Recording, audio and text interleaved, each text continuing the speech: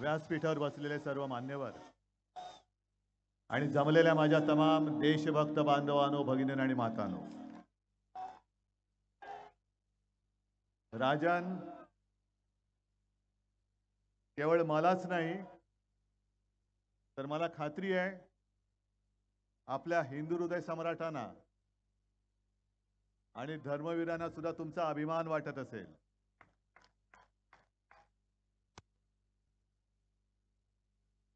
कारण ठाणे आणि शिवसेना, शिवसेनेचे ठाणे, ठाण्याची शिवसेना, काही जणांना मस्ती आले, त्यांना वाटतं ठाणे आपली खाजगी मालमत्ता आहे. ती मस्ती उतरवण्यासाठी मी आलेलो आहे.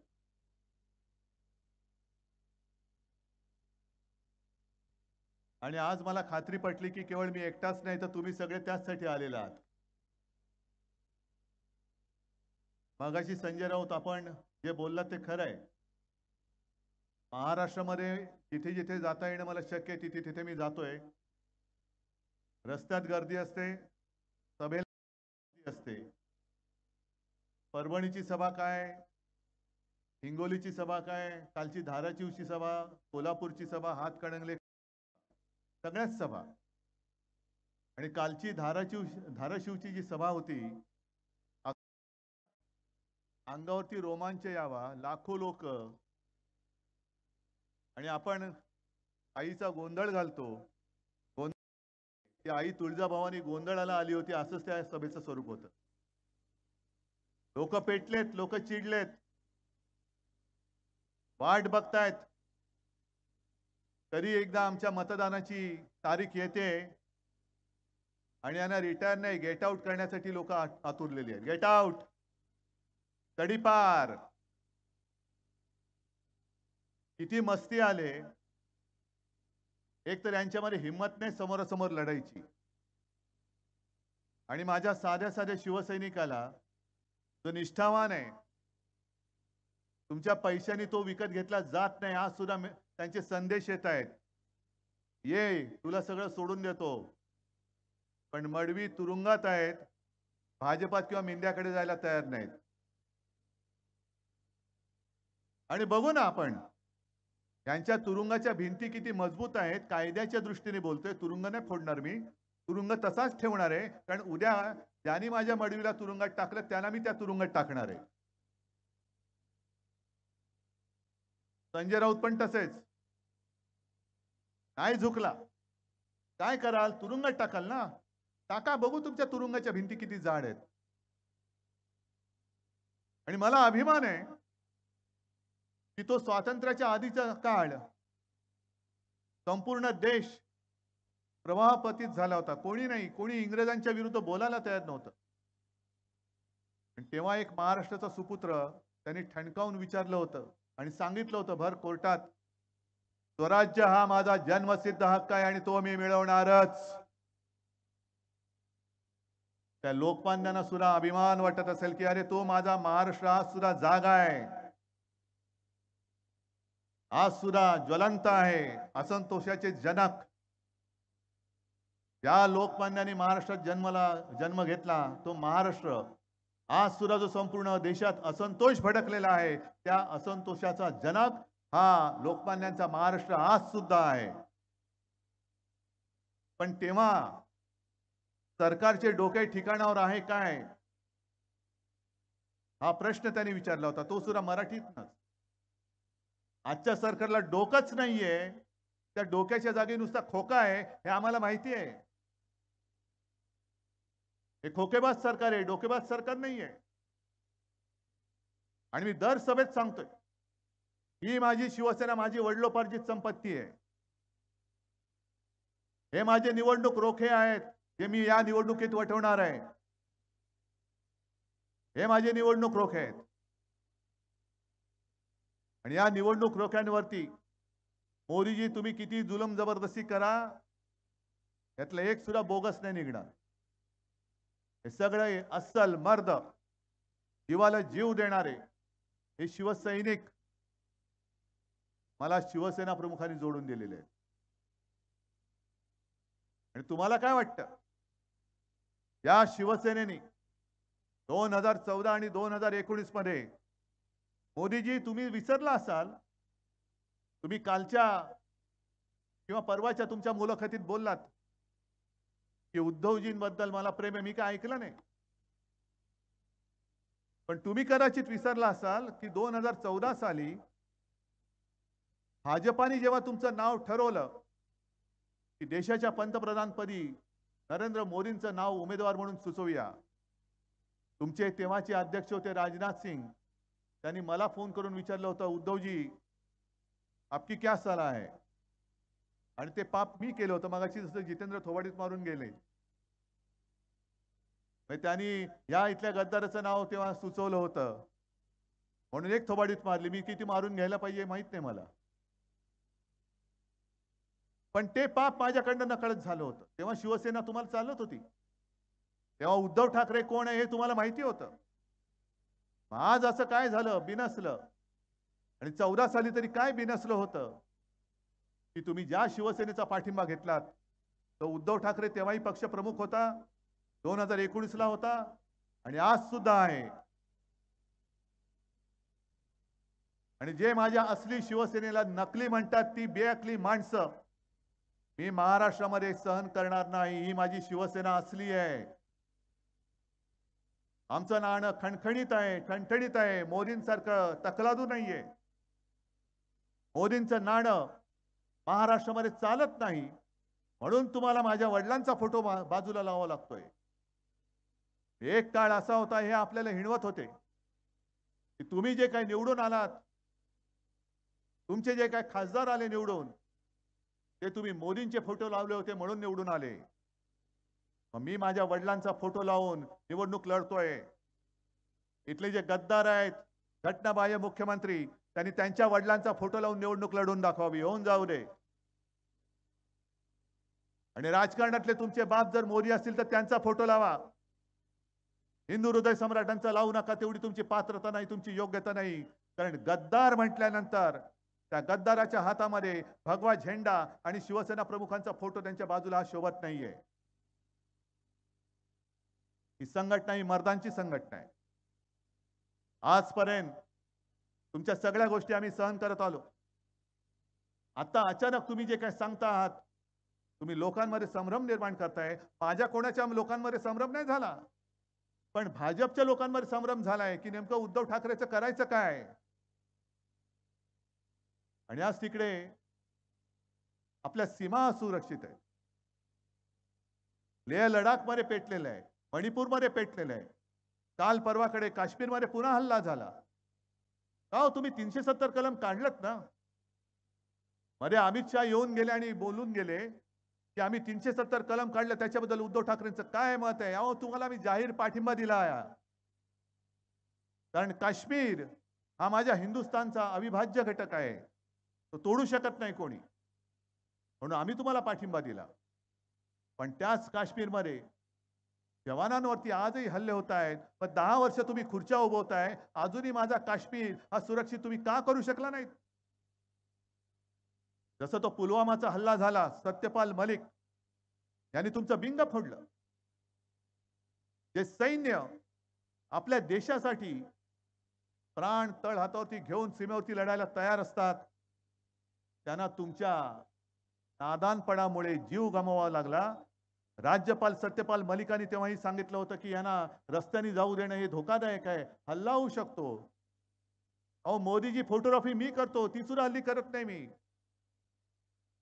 पण त्यावेळेला बरोबर तुम्ही जिम कॉर्बेट मध्ये फोटोग्राफी करत होतात आणि सत्यपाल मलिकांनी सांगितलं की त्यांनी जेव्हा त्यांना संपर्क केला तेव्हा त्यांनी सांगितलं की आप चुप रहो.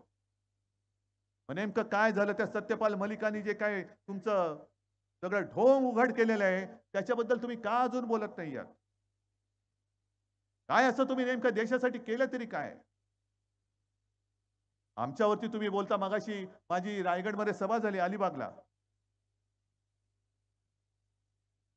आता मोदीजी काय करतायत तुम्ही कधीतरी पाहिले. महागाईवरती बोलताना, बेकारीवरती बोलताना पाहिले, महिला सुरक्षितता त्याच्याबद्दल बोलताना पाहिले नाही, नोकऱ्यांबद्दल बोलताना पाहिले नाही.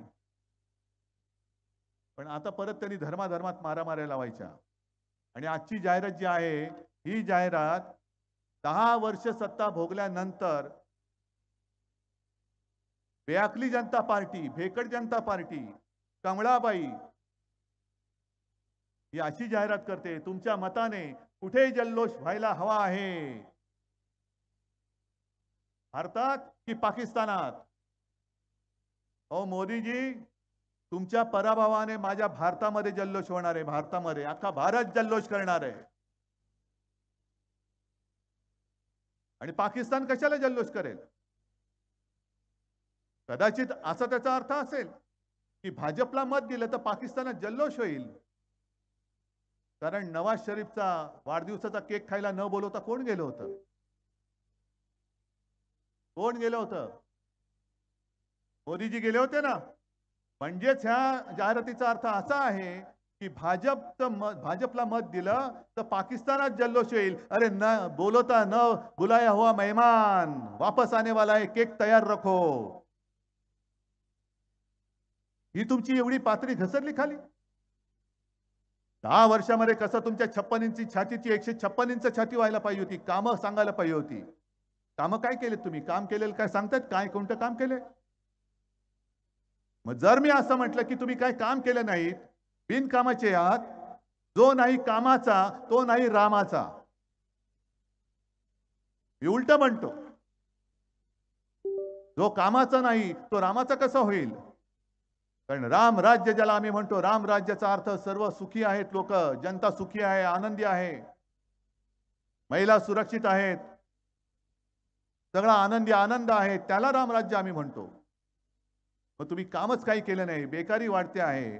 80 कोटी लोकांना आम्ही फुकट धान्य देतो आहे. हीच तर धोक्याची घंटा आहे. 80 कोटी लोक माझ्यावरती अवलंबून आहेत. ही माझ्या दारात रोज भिकेचा कटोरा घेऊन उभी राहिली पाहिजेत, ही मोदींची स्वप्न. अरे आमचं सरकार आल्यानंतर 80 कोटी लोकांना आम्ही काम देण्याचं स्वप्न बघतोय. कारण आमचं हिंदुत्व हे हृदयात राम आणि हाताला काम देणारं हिंदुत्व आहे. आमचं हिंदुत्व हे घरातलं चूल पेटवणारं हिंदुत्व आहे आणि भाजपाचं हिंदुत्व हे घर पेटवणारं हिंदुत्व आहे. आणि म्हणूनच जो काही मुस्लिम समाज माझ्यासोबत आलेला आहे, ख्रिश्चन समाज आलेला आहे, अनेक समाज जिथे जिथे जातोय अगदी रस्त्यावरती उभे राहत आहेत आणि उघड उघड येत आहेत. उद्धवजी चिंता मत करो, पण या हुकुमशाला गाडा. का लोक तुम्हाला, एक जमाना असा होता की लोक जे ओरडायचे मोदी मोदी, आता हुकुमशाह बोलतायत तुम्हाला. हा तुमचा प्रवास कधी कुठून कसा झाला ह्याचा काहीतरी तुम्ही आढावा घेणार आहात की नाही? 2014, 2019 आणि 2024 मी तर या सरकारला गजनी सरकार म्हणतो. म्हणजे काल काय बोलले ते आज आठवत नाही, आज काय बोलणार ते उद्या आठवणार नाही. आणि नकली सेना तुम्ही म्हणताय याचा अर्थ अजूनही आपल्या शिवसेनेचा निर्णय हा सर्वोच्च न्यायालयाने दिलेला नाही. सर्वोच्च न्यायालयामध्ये आपली केस चालू आहे. पण ह्यांच्याकडे धुणीभांडी करणारे सगळे निवडणूक आयुक्त. होय, मी धुणीभांडी करणारच म्हणतोय. काय कारवाई करणार तुम्ही? कारण शिवसेना हे नाव माझ्या आजोबांनी दिलेलं आहे, निवडणूक आयुक्तांनी दिलेलं नाही. तुम्ही माझं चिन्ह चोरून देऊ शकता, कारण तो चिन्ह देणं हा तुमचा अधिकार आहे. पण माझं नाव जर का तुम्ही चोरून दुसऱ्याला देणार असाल तर निवडणूक आयोगाचं नाव, त्या आयुक्ताचं नाव सुद्धा मी धोंड्या ठेवलेलं आहे. हे धोंड्या चालेल, पण तुम्ही सरकारी यंत्रणा वापरलीत, निवडणूक आयुक्ताला धुळीभांडी करायला लावलं. त्या लवादाला, तो लवाड नार्वेकर, त्याला बसवलं. म्हणजे याचा अर्थ काय झाला की क्रिकेटमध्ये तुमचं दांडकं उडालं तर तुमचा अंपायर सांगतो 6. अरे दांडकं उडालं ना, नाही नाही अंपायर सांगतो सिक्सर आहे. हे एवढं सगळं तुम्ही खोटं काम केल्यानंतर आम्ही सर्वोच्च न्यायालयात गेलोय. सर्वोच्च न्यायालयामध्ये केस दाखल झाले. सर्वोच्च न्यायालयाने यांची कानफटं फोडलेली आहेत. कोश्यारी सकट सगळ्यांची कानफटं फोडलेत.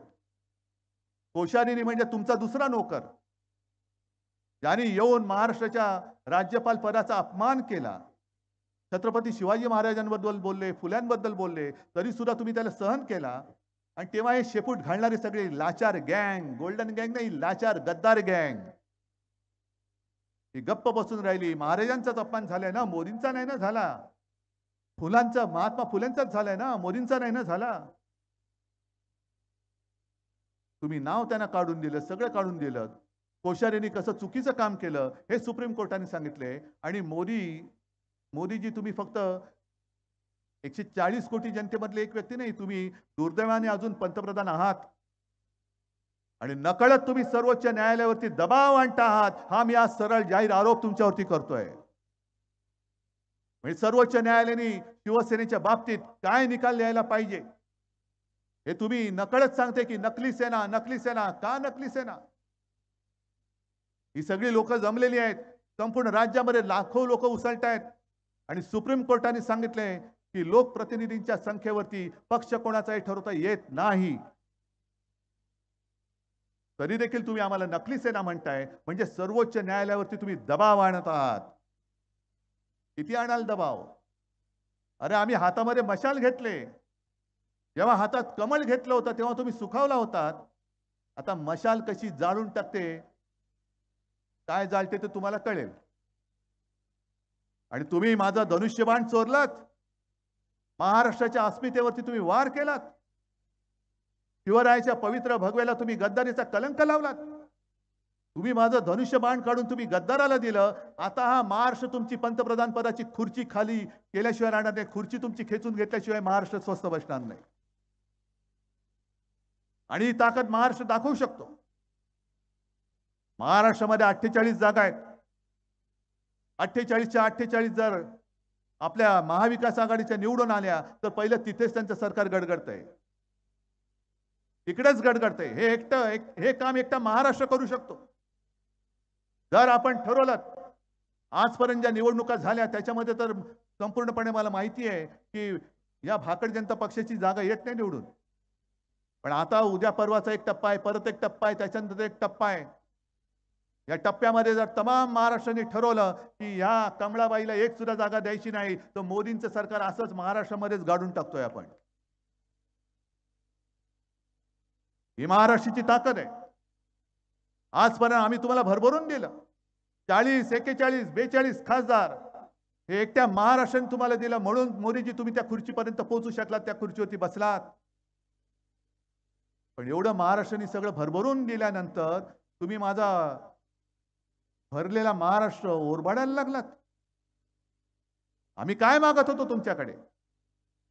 माझ्या महाराष्ट्रामध्ये जे उद्योगधंदे आम्ही आणत होतो, आमच्या महाराष्ट्रामध्ये जे उद्योगधंदे होते हे तुम्ही सगळे ओरबाडून तुमच्या गुजरातमध्ये नेलेत. गुजरात जणू काही संपूर्ण देश म्हणजे आमचा गुजरात. मी गुजरात बद्दल काही द्वेष व्यक्त करतो अशातला भाग नाही. गुजरात सुद्धा माझाच आहे, गुजरात आपलाच आहे. मी सुद्धा मुख्यमंत्री होतोच. आणि तुम्ही सांगा मी कधी मुख्यमंत्री होतो त्या काळामध्ये जात पात धर्मामध्ये भेदभाव करून दाखवला होता का? केला होता? कधीच केलेला नव्हता. पण तुम्ही ते करतात. आपलं इंडिया आघाडीचं सरकार आल्यानंतर गुजरातच्या हक्काचं काय असेल ते आम्ही गुजरातला देऊ, जरूर देऊ. तिकडे अगदी कंजूसी करणार नाही. पण गुजरातची भरभराट करताना जर तुम्ही महाराष्ट्राच्या तोंडातला घास काढून गुजरातला भरवणार असाल तर तो हात कोणाचाही असला तरी तो आम्ही कापून टाकल्याशिवाय राहणार नाही. ही महाराष्ट्राची शपथ आहे. काय समजता काय महाराष्ट्राला? आता राजन तुम्ही गाणं लॉन्च केलं, खरंच कौतुक आहे. त्या शिवसैनिकांचं कौतुक आहे. तुमचं आधीचं सुद्धा गाणं मला फार आवडलं, लोकांना सुद्धा फार आवडलेलं आहे. आणि शिवसेनेचं एक गाणं आपण सादर केलं. निवडणूक आयोगाला सादर केल्यानंतर त्यांनी एक असं आळ करून दिलं एका शब्दाभोवती. कोणता शब्द? जरा जोराने अजून. जय भवानी, जय शिवाजी. हा महाराष्ट्राबद्दलचा आकाश. आम्ही जय श्रीराम आम्ही बोलतो, बजरंग बली की जय आम्ही सुद्धा बोलतो. आमचे सुद्धा ते देव आहेत. पण भवानी माता ही आमचा आत्मा आहे. भवानी माता आमचा आत्मा आहे. आणि हा भटकता आत्मा नाही. या मातीमध्ये तेज जन्माला घालणारा तो आत्मा आहे. अरे ज्या तेजाने जो औरंगजेब इकडे आला होता तो राज्य काबीज करायला, त्याला वाटलं होतं छत्रपती शिवाजी महाराज नाही आहेत. संभाजी महाराजांना दगाबाजी करून हाल हाल करून त्यांची हत्या केली. आता महाराष्ट्र संपला, पण त्याला महाराष्ट्राचं पाणी कधी कळलं नाही. 27 वर्ष महाराष्ट्राची झुंजला. आग्र्यावरनं जो आला 27 वर्षात महाराष्ट्रामध्ये राहिला, पुन्हा त्यांनी आग्रा कधी पाहिला नाही. हे महाराष्ट्राचं वैशिष्ट्य आहे. तेव्हा मोदीजी तुम्ही सभा घेताय, घ्या. माझं तर म्हणणं आहे 27 सभा घ्या, 270 सभा घ्या, 400 पार सभा घ्या आणि महाराष्ट्र जिंकून दाखवा. या 400 पार सभा महाराष्ट्रामध्ये घ्या, गल्ली बोळामध्ये जा, अगदी या मैदानात येऊन सुद्धा सभा घ्या आणि महाराष्ट्र जिंकून दाखवा. महाराष्ट्र एक तर कोणावरती वार करत नाही. कोणी प्रेमाने मिठी मारली तर तो सुद्धा प्रेमाने आलिंगन देतो. पण जर का महाराष्ट्राच्या पाठीत वार झाला तर महाराष्ट्र वाघ नख बाहेर काढल्याशिवाय राहत नाही. ही माझी वाघ नख आज महाराष्ट्रामध्ये बाहेर काढलेली आहे. ही वाघ नख आहेत.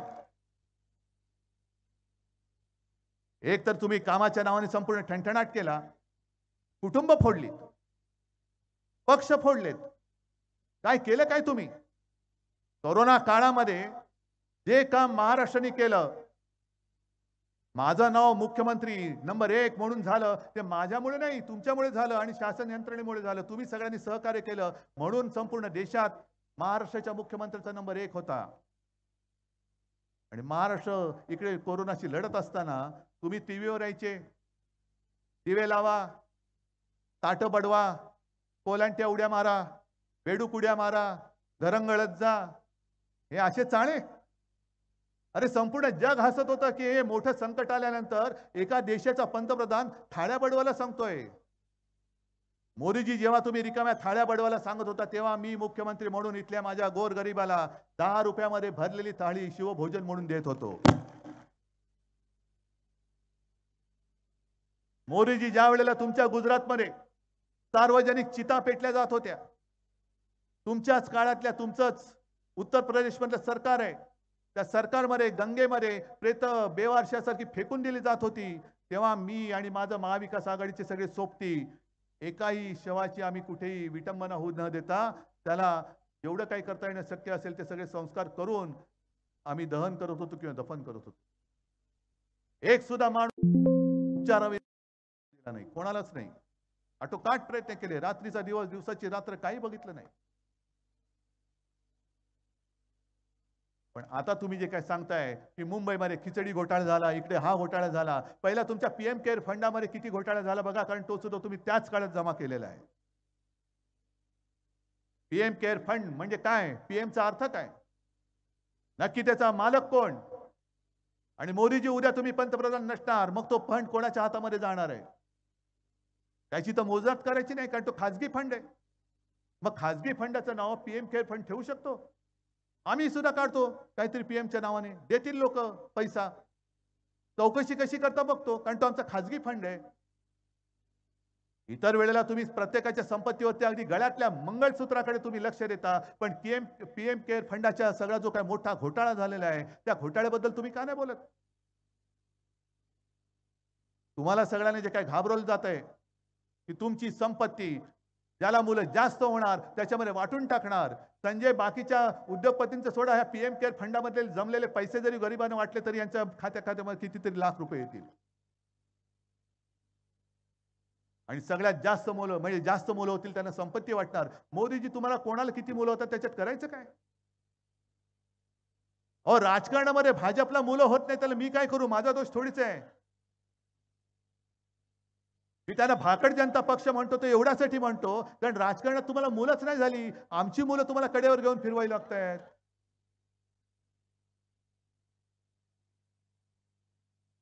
पण तुम्ही नेत्या तेवढी घेऊन जा, आमच्याकडे मुलांची कमतरता नाही, आमच्याकडे मुलं होतच असतात. उलट घेऊन जाल तेवढी बरी, नवीन मुलं आणखीन तयार होत आहेत. कारण हा निसर्गाचा नियम आहे, निसर्गाचा नियम आहे. ही पानं सुद्धा, सडलेली पानं ही झडलीच पाहिजेत, ती झडल्यानंतरच पुन्हा त्या फांदीवरती अंकुर फुटतात. तसे अंकुर माझे आता फोफावून वर आलेले आहेत, अंकुर फोफावून वर आलेले आहेत. अरे तुम्ही काय तोडाल, फुलं तोडाल, पानं तोडाल, पण माझ्या शिवसेनेची मुळं जी खालपर्यंत घुसलेत ती तुम्हाला उपटता येणार नाही, अजिबात नाही. तुमची 52 काय 152 कुळं उतरले तरी तुम्हाला ती मुळं उपटून नाही टाकता येणार. आणि ही लढाई ही गद्दारीच्या विरुद्ध तर आहेच, पण वचननामा म्हणून मी जे काय वचन तुम्हाला दिलेले आहे, जास्त नाही दिले मी. कारण राजन तुमचा तो कार्य अहवाल आहे ना, तो नुसता दाखवा आणि हा नुसता गद्दाराच्या छातीवर ठेवला ना, तरी त्याच्यामध्ये तो पुन्हा उठणार नाही. एवढा जाड आणि जड आहे. दाखवा जरा, हे मलाच नाही उचलता येणार. हा आमचा कार्यसम्राट खासदार, निष्ठावान आहे. याच्या बरोबरीला येऊ शकतात. अरे 10 वर्षात मी तर सोडून द्या, राजांच्या कामाची तुलना मोदींनी करून दाखवावी. पंतप्रधान म्हणून मोदींनी केलेली कामं आणि 10 वर्षात माझ्या राजांनी केलेली कामं. ही लोक काय भाड्याने आणलेली लोक नाही आहेत. खुर्ची मागे किती पैसे आहेत का रे कोण भाडखाऊ? कोणीच नाहीये. आणि म्हणून मी जी काय वचनं दिलेली आहेत, पहिलं वचन, माझ्या महाराष्ट्राची होणारी लूट मी थांबवल्याशिवाय राहणार नाही. कारण यांनी माझं आपलं सरकार का पाडलं, गद्दारी करून का पाडलं? कारण जोपर्यंत मी मुख्यमंत्री होतो तोपर्यंत यांची महाराष्ट्राकडे वाकड्या नजरांनी पाहण्याची हिंमत नव्हती. जर पाहिलं असतं तर डोळे काढून मी हातात दिले असते. म्हणून यांनी गद्दारी करून सरकार पाडलं आणि महाराष्ट्रातले सगळे उद्योगधंदे पळवायला लागले. इथे आपलं कोविड केअर सेंटर केलं होतं, ज्याच्यात हजारो लाखो लोकांचे जीव वाचले. सरकार बदलल्याबरोबर ते पाडलं आणि ती जागा तत्काळ बुलेट ट्रेनच्या घशात घालून टाकली. अहमदाबाद मुंबई. किती लोक जाणार आहेत अहमदाबाद मुंबईमध्ये? आपलं वित्तीय केंद्र हे गुजरातला पळून नेलं. हे केंद्र मी पुन्हा नव्याने महाराष्ट्रामध्ये उभं करून दाखवेन. अगदी प्रत्येक गावात नाही तरी जिल्ह्यामध्ये, तालुक्याच्या ठिकाणी जे माझे तरुण तरुणी शिकलेत पण नोकरीचा पत्ता नाही, त्यांना तिथल्या तिथे रोजगार देण्याचा मी प्रयत्न करतोय. नक्की करून दाखवणार. आणि दुसरं म्हणजे सगळ्यात महत्त्वाचं म्हणजे कर दहशतवाद. इथे शेतकरी तसे नसतील, व्यापारी कदाचित असतील. त्या व्यापाऱ्यांना जीएसटीचा त्रास किती आहे? जरा एक कुठेतरी काही चूक झाली की सरळ उचलून तुरुंगात. म्हणजे भ्रष्टाचार करतायत त्यांना क्लीन चिट. 70,000 कोटीचा घोटाळा, क्लीन चिट आणि उपमुख्यमंत्री. विमान घोटाळा, क्लीन चिट आणि पुन्हा राज्यसभा. आदर्श घोटाळा, राज्यसभा. म्हणजे मी आता साधारणतः हिशोब लावतोय, 70,000 कोटीचा घोटाळा केलेला उपमुख्यमंत्री, तर मुख्यमंत्र्याचा घोटाळा किती असेल? मुख्यमंत्र्याचा घोटाळा किती असेल? भ्रष्टाचारी ते तुका मेळवावा, भाजपा पक्ष वाढवावा, अशी यांची चालवली आहे. आणि नवीन काही ज्या गोष्टी आहेत, जसं महाराष्ट्राला नेहमी शूरांचा अभिमान असतो. शूरामी वंदिले. भाजप म्हणते चोरामी वंदिले. मैं अकेला सब पे भारी, आजूबाजूला भ्रष्टाचारी. ही अशी घाणेरडी आता लोक नकोयत आपल्याला. जीएसटी मध्ये सुद्धा आपण ती पद्धत आहे त्या पद्धतीमध्ये आमूलाग्र बदल करू आणि जीवन सुसह्य होईल. आणि तुम्ही सगळे नागरिक आहात. फक्त कर भरण्यासाठी तुमचा जन्म नाही झालेला. कर भरल्यानंतर तुम्हाला सुविधा मिळाल्या पाहिजेत. आज संपूर्ण महाराष्ट्रामध्ये तुम्ही बघाल तर प्रत्येक ठिकाणी होर्डिंग वरती मोदी. मग अशी विद्याताई तुम्ही बोललात ना, ठीक आहे, मी एक समजू शकतो, जो देवेंद्र फडणवीसांनी शोध लावलाय की लस मोदींनी बनवली म्हणून लसीकरणाच्या सर्टिफिकेटवर मोदींचा फोटो मी समजू शकतो. कारण लस मोदींनी बनवली, ठीक आहे, मोदींनी बनवली, देवेंद्र फडणवीसांचं सर्टिफिकेट आहे ना, त्याला दिलं छापा मोदींचा फोटो. पण खताच्या पिशवीवर मोदींचा फोटो का? अरे काय चुकलं काय माझं? ज्यांनी जे बनवलं त्याचा फोटो छापला पाहिजे. लस मोदींनी बनवलं तर मोदींचा फोटो त्याच्यावर छापला पाहिजे. मग खताच्या पिशवीवरती बैलाचा फोटो का नाही? हे असे जे काही प्रश्न आहेत की सगळं मीच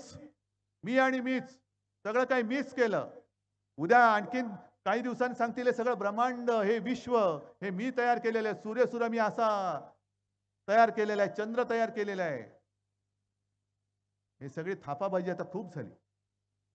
एक तर जे मी तुम्हाला सांगितलं की महाराष्ट्र पूर्ण नाचवून टाकण्याचा प्रयत्न चालू आहे. महाराष्ट्र बदनाम करून टाकायचा, भिक्या कंगाल करून टाकायचा. उद्योगधंदे बाहेर न्यायचे आणि अशी बदनामी करायची की नवीन उद्योगधंदे महाराष्ट्रात येताच कामा नये. सगळ्यांना महाराष्ट्रात यायला भीती वाटली पाहिजे. आणि मी तुम्हाला प्रश्न विचारतो, मला असा देशातला एक मराठी माणूस दाखवा जो महाराष्ट्र सोडून इतर राज्यात गेलाय आणि तिथल्या नेत्यांवरती त्यांच्या कुटुंबियांवरती अत्यंत घाणेरड्या पद्धतीने आरोप करतोय. आहे कोणाची हिंमत? दुसऱ्या राज्यात हे जर कोणी केलं असतं तर लोकांनी तिथल्या तिथे कान फटवला असता. एक दिवस तो पण येईल. कारण महाराष्ट्र संयमी आहे, सुसंस्कृत आहे. पण महाराष्ट्र नामर्द नाहीये. महाराष्ट्रात मर्द आजही आहेत. जर सीमा ओलांडाल तर भर रस्त्यात त्यांना कान फटवल्याशिवाय आम्ही राहणार नाही. आणि ही हुकुमशाही विरुद्धची लढाई आहे. लढाई आजपर्यंत अनेक झाल्या. इकडे पक्ष फोडला. माझे सगळे आजूबाजूचे कोण त्यांना जे त्यांच्या बरोबर गेले ते नातेवाईक त्यांनी घेतले. आणखीन कोण असतील तुम्ही सांगा, तुमच्याकडे पाठवून देतो. कारण तो राजकारणात तुम्हाला पोरं होणं शक्यच नाहीये. तुम्हाला पाहिजे असेल आम्ही पुरवठा करतो गद्दारांची. आणखीन आमच्याकडे आता गद्दार नाहीये शिल्लक. फक्त दुःख एका गोष्टीचं होतं. मी 4 दिवसापूर्वी खडकवासला गेलो होतो सुप्रियाताईच्या प्रचाराला. पवार साहेब होते, सुप्रियाताई होती, सगळे आपले महाविकास आघाडीचे नेते सुद्धा होते. आणि तिकडे मी एक गोष्ट सांगितली होती, कुऱ्हाडीचा दांडा गोतास काळ. माहिती आहे तुम्हाला?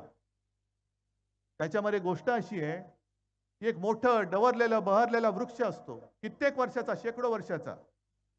त्याच्यावरती अनेक पक्ष्यांच्या पिढ्या जन्माला आलेल्या असतात. काही बाणगुळ असतात, माकडं सुद्धा उड्या मारत असतात. आणि एक दिवस एक व्यापारी येतो आणि त्याच्या बुंद्यावरती घाव घालायला लागतो लाकूड तोडायला. आणि तो व्यापारी असा होता की तो वर्षानुवर्ष त्या झाडाचा लाकूड तोडून घ्यायचं, झाडाचं फर्निचर बनवायचा आणि लोकांना सांगायचं लाकूड सुद्धा मीच बनवलंय,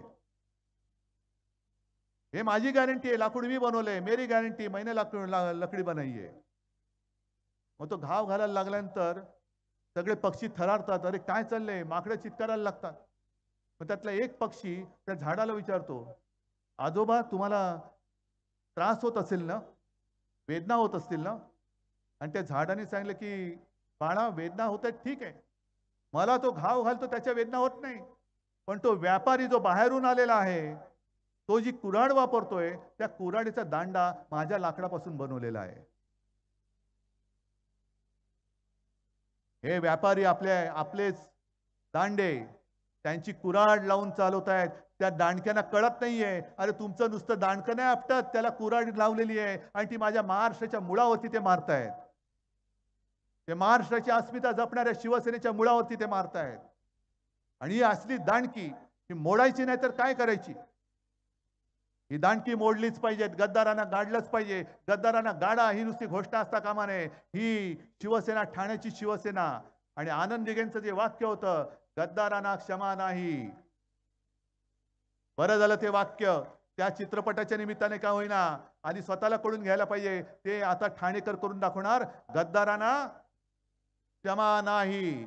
आणि राजन विचारे जो एक निष्ठावंत, तेव्हा जर का त्याने तो स्टँडिंग कमिटी सोडली नसती ते भूत जन्मालाच आलं नसतं. थोडी काहीतरी जनाची नाहीतरी मनाची ठेव. तुझ्यासाठी कोणी कोणी मेहनत केले, सगळं काही मीच केलं. उद्या धर्मवीर सुद्धा जातील आणि हे लागतील दाढीवाले. नाही, आनंद दिघेंची जागा तुम्ही घेऊ शकणार नाही, कोणी घेऊ शकणार नाही. आनंद दिघे हे शिवसेना प्रमुखांचे अत्यंत कडवट, कट्टर, निष्ठावान.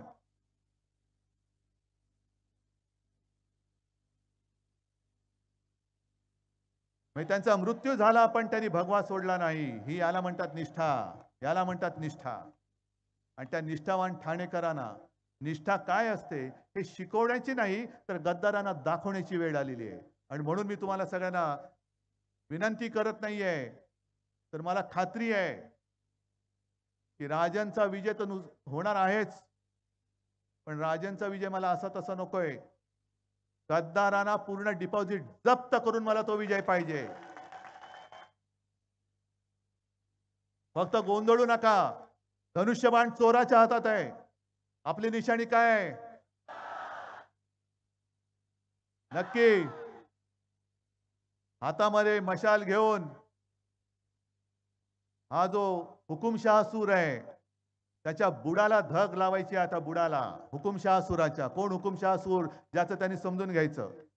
आणि दिल्लीवरती पुन्हा लोकसभेमध्ये आपल्या शिवसेनेचा अस्सल आणि एकमेव शिवसेनेचा कट्टर निष्ठावान शिवरायाचा पवित्र भगवा घेऊन राजन विचारेला पुन्हा दिल्लीमध्ये पाठवायचा आहे. धन्यवाद. जय हिंद, जय महाराष्ट्र. पक्षप्रमुख आदरणीय उद्धवजी ठाकरे साहेबांच्या शुभ हस्ते या ठिकाणी प्रातिनिधिक स्वरूपामध्ये काही पक्षप्रवेश आहेत. माजी नगरसेविका सौभाग्यवती उज्ज्वलाताई पाटील, त्यांचे पती संजय पाटील, त्यांच्यासोबत त्यांचे असंख्य पदाधिकारी कार्यकर्ते शिवसेनेमध्ये जाहीर प्रवेश करतायत. तसेच उत्तर भारतीय संघटनेचे ऋषिकांत चंद्रकांत भोसले, राम स्वरूप दहिया, विजय कनौजिया, अच्छेलाल कुशवाहा आणि जयकुमार दहिया हे सर्व उत्तर भारतीय संघटनेचे पदाधिकारी आदरणीय उद्धवजींच्या शुभ हस्ते शिवसेनेमध्ये यांची संघटनाच पूर्णपणे विलीन करतायत. ते यापुढे आपल्या शिवसेनेसोबत राहणार आहेत. त्या संघटनेचे प्रातिनिधिक स्वरूपामध्ये 2 प्रतिनिधी आहेत ज्यांचा पक्षप्रवेश आदरणीय पक्षप्रमुख उद्धवजी ठाकरे साहेबांच्या शुभ हस्ते होतोय.